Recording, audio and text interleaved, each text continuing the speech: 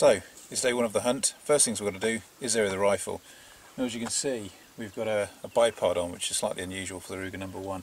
That's because later on this morning, we're going to go and see croc, or see if we can shoot some croc. So we're just going to check. Looks to be about 70 metres, which is roughly the distance we're going to be shooting at. We're going to see if this bipod affects the point of impact for the number 1.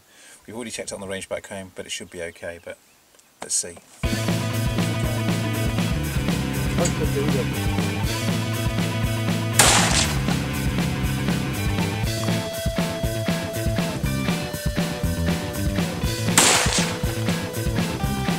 So, as you can see, here's a first shot. Now, when we were on the range yesterday, or actually 2 days ago now, before we left, you could see that the Ruger number 1 with those 450-400 Honda Dangerous Game rounds was grouping about 1.25 inches at 100 yards. Now that was off the lead sled. So we've taken a few shots off the roof here, but it's got the bipod on the barrel because it's going to be going shooting croc. So we're going to use the legs of the bipod, sink right into the mud, give me a nice stable shooting platform. But that will affect the performance of the bullet, will affect the barrel harmonics.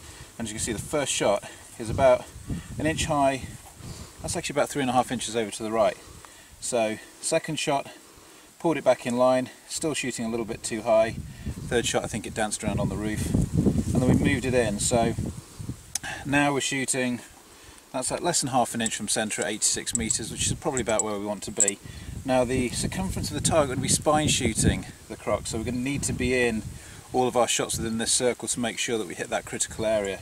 So I'm pretty pleased with this. Rifle seems to be shooting straight. The only thing you have to remember is when we come back and take the bipod off, when we go to shoot buffalo, we're going to have to pull that back into line again. Probably pulling it over another 3 inches and up another 1.5 inches to make sure it goes back to its original aim point. But I'm happy with that, JP's happy with that, we're now good to go.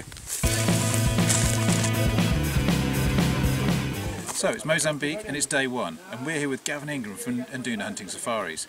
Now Gavin's not only my PH, he's also organised the entire safari for me. So this morning we're heading out after croc. You saw a little bit earlier on, the rifle shooting straight now off the bipod. We've been out, had a look at some plains game today, so there's plenty of animals here.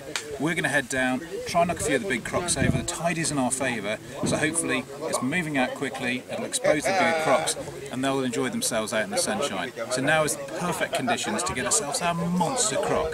Gavin, lead on. Okay. So, you might be wondering what these guys are doing behind me in the tree. Well, they're actually waiting for this fella here. Yesterday they killed a hippo, about 2.5 tons of meat have gone to the local village, but these guys are just waiting for their fair share.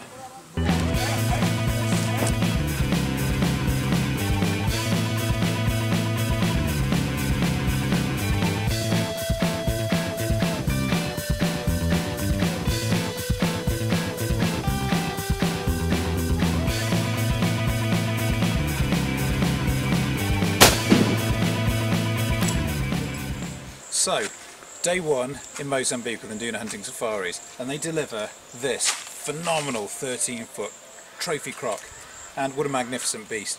Started off early in the morning looking for plains game, headed on down the river about 11 o'clock, stalked into him from about 250 yards, and they made a fantastic shot with the Ruger number 1. But don't take my word for it, the full-length hunt report is coming up on Team Wild TV sometime in the next few weeks, so stay tuned.